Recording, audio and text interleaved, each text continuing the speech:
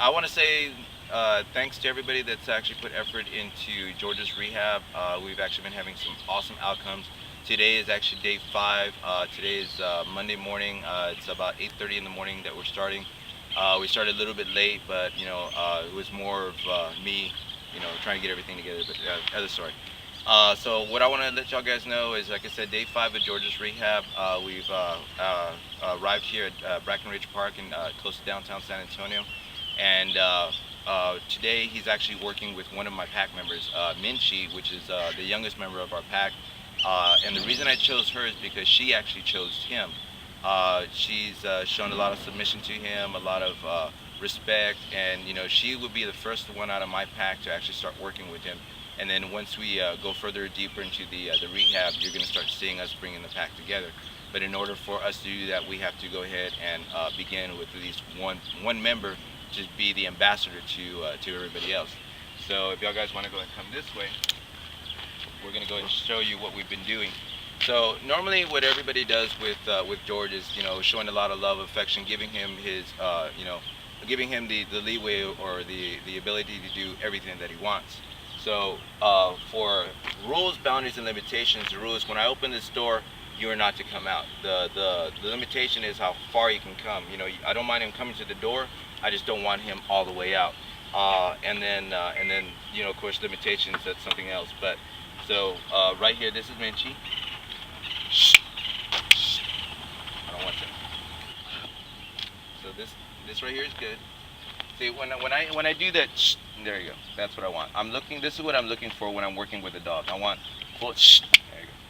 Full submission. This right here is what I want in order for her to get out, for her to pull her out. So she's doing great. If you look further back, George is back there, doing the same thing. Look at that, beautiful. So what we have here is they're waiting for the invite to come out of my car. So whoever works with George, they have to understand, you have to ask, and once you ask, then you can get something out. But not once did I say anything. All I did was just discipline, you're not to come out of the car just yet, okay? So now we're going to grab the leash, okay? What we're working with is a 3-foot leash, okay? And let's go ahead and get Minchie. Okay. Now, just because the leash is on her does not necessarily mean come out. Okay, I just put the leash on. I will let you know when to come out. There you go, perfect. As you can see, no tension on the leash. There you go. So a lot of times when an owner will have a dog, they put the leash means, okay, let's just jump out. No. What I want is to let her understand that just because the leash goes does not necessarily mean I'm inviting her out. I'm just putting the leash on. Continue to wait until I invite you out. So this right here, she's full submission. Now I'm ready.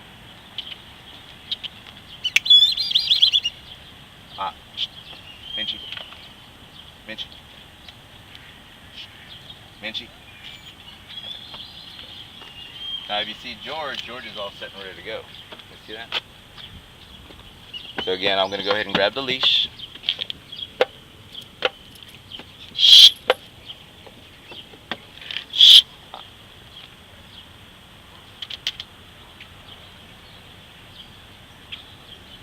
Now I could ask him to sit down, but I'm not going to, because he's doing what he needs to, which is waiting patiently. He's waiting for the next task.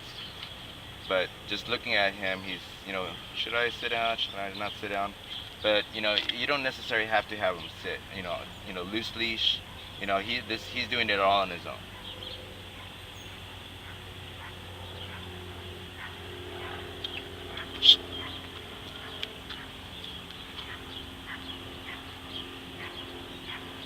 Pretty impressive, right, guys? If you think about it, all I'm doing is and that can actually be control somebody as powerful as this guy. So it's not necessarily the sound that I'm using is basically what I've been using to discipline. Anytime that he does something that he's not supposed to, I disagree with the so the has to have a meaning behind it. A lot of times when I see owners using the same technique, they're not getting the same response. Why? Because the has no meaning. Okay. So I want everybody to understand that this is why sees or he uses a ch, but there's a meaning behind it. It's like the word no. If there is no meaning behind the word no, the word no really has no impact on anybody. Okay.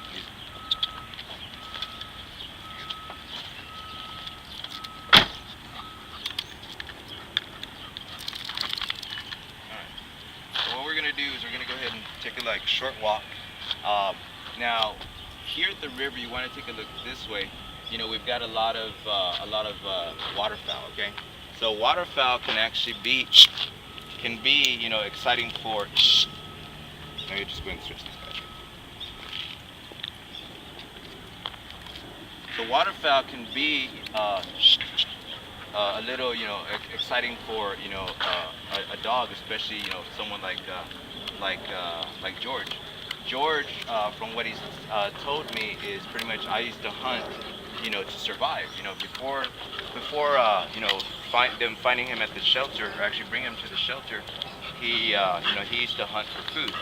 So having a dog that used to hunt and breaking him of it is more of the task. So what they said was that he was small animal aggressive, and so it's not necessarily that he was small animal aggressive. It's just that this is what I did to survive. Okay? We've come a long way from what we started in the beginning, and everything's gone really well. So we're actually going to go and start our walk, downtown, and we'll bring you updates during the rest of the day. So y'all guys have a good one, and we'll see you in a few. So what we did with George is he's actually our little camel, or our little donkey, and what he's carrying is about 4 liters of water, a silver bowl, and some cookies. So I can stop at McDonald's, but we can go and give him something for all his hard work. So what we're gonna do is we're gonna go ahead and give him something to drink. This is what he's carrying in both pouches. Here's his bowl. Got doggy bags.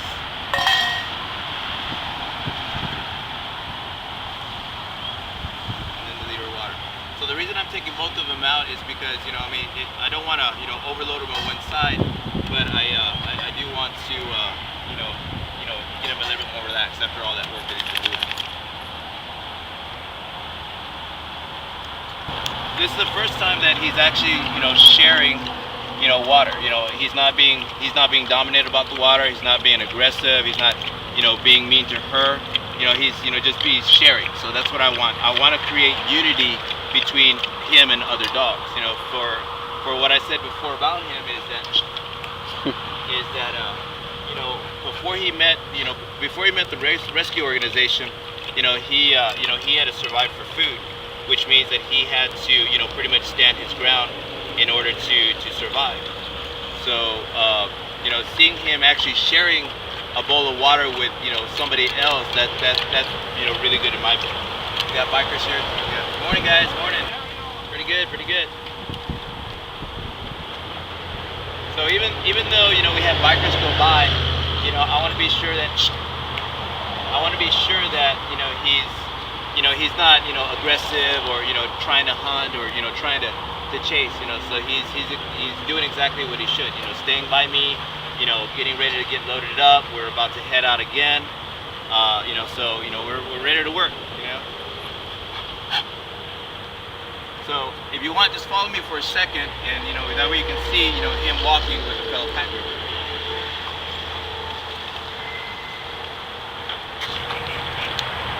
See, in the beginning, we had he was dog aggressive, but by teaching him that I can trust. Trust is very important in a case like this, because in the beginning he trusts no one. He made all the decisions himself, and every human that met him would bow, which is they would greet him and very, very weak energy. So by doing that, they put him in a dominant state, without even seeing what type of dog he was, meaning that they gave him that position. He didn't want the position. He just they just gave it to him, which is everybody bowing to him and trying to be friends. But when I met him, I never did that. I wanted him to know that I'm here to be your teacher, I'm here to be your guide, and I'm here to be your friend, but I need you to respect me in the beginning. But look at this, George, the dog aggressive guy. Look at this, walking with Minchie, and like I said, Minchie picked him out. So this is really good. He's doing a great job. He's doing a great job. So even though we're I got my film guy, I've got me, I've got these two guys. We've already created a pack, so we're creating something that he's never experienced. Before, when we came down, we'd be walking downtown and it'd be just me and him. So I wanted to be more influenced in his behavior when we came downtown. You're not allowed to chase buses. You're not allowed to go to people that you don't know unless I give you the authority or the permission to. So everything that he's learned within the first 3 days of his rehab is crucial for his day out with a pack. So like I said, it's 2 dogs, two guys, and that is the beginning of his pack. So as we get further into his rehab, we're going to start adding other dogs, so that way he can be more comfortable with being around other dogs, walking together in a pack. He currently right now is walking with a pack of 8 off leash, and that's working out really good because he's got space. But once we start coming downtown, he has to start learning that we're gonna be bunched up. So in order for us to get to that level, which is my goal, to create a pack with him, I have to start slowly. I got to teach him every day. So it's not necessarily I'm training. All I'm doing is educating about a different life that is possible for him.